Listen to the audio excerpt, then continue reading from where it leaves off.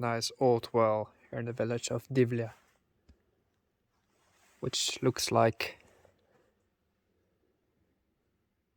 I don't know, a bit abandoned, but also interesting. It has these houses from before the Second World War, quite unique for Bulgarian towns. You don't really see this architecture a lot. This building on the right you do, it's modernism, but this one on the left is like partisan style, a bit before that.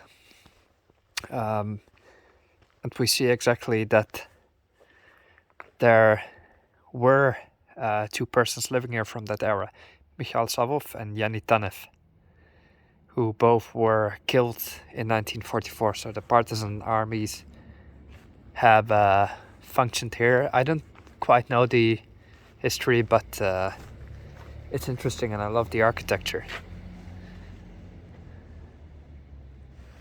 It's still occupied in some way because the newspaper in the window is from this year. You see the windows are very old, the curtains. Makes it so, I don't know, so strange. This has definitely been a town of historical significance if we look at the architecture, because for a rural town it has quite good looking buildings right here. Nothing here has been touched. It is straight from before the Second World War. From the stairs to the window panes, the wood, the door handle, everything is from that era. Fascinating.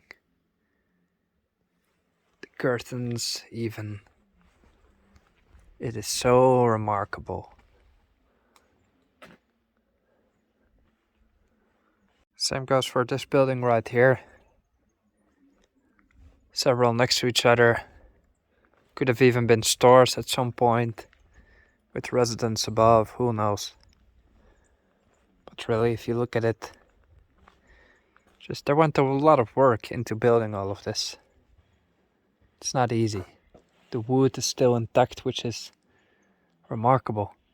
Normally you don't see the buildings in such a good shape, but this is still standing. There's a sign and a monument that says, that honors the street pavers who came from the town of Divlya. So if we look at the central streets of this town, we see that it's lined with cobblestones. And apparently many Bulgarian cities, they have cobblestones as well, and the pavers were from Divlya because they were specialized in it. Nowadays, after many years, this looks like it's been touched or renovated at some point, but it needs another repair. But before that, you probably had a specialist from Divlya who did this all over Bulgaria. It's still laying here. Now there's an interesting church here in Divlya. First we have probably the first laid stones of the wall around it, which were laid in 1897 by M. Alexei Ivanchov and Rangel Nikolov. Here's a church. Let's go to the first text. This is Saint Porok Ilya, Selo Dolna Glugovica. This is almost Serbian, the text. It says Leto 2015. The summer of 2015, 150 years since the construction of this church. Again, a lot of names. Oh, well, perhaps it's not all too interesting for you as a viewer. in 1996, the idea of Mr. Andreevsky to build a new bell tower. Well, that's right there, and indeed it doesn't look very old. So the old one probably collapsed at some point. There was no money to reconstruct it, and building a new one like this just with iron is a lot cheaper, obviously.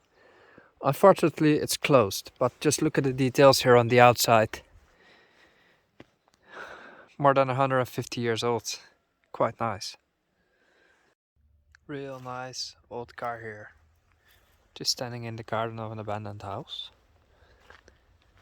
It's a Russian car, I believe, don't know which one. Clearly from communist times. We still have the old registration plate, Panic PK. Can imagine how it must have looked here when all the cars in the country were this type. There were not that many cars. It was a luxury. Very, very interesting to see this. You can actually touch history. It's like you're in a movie.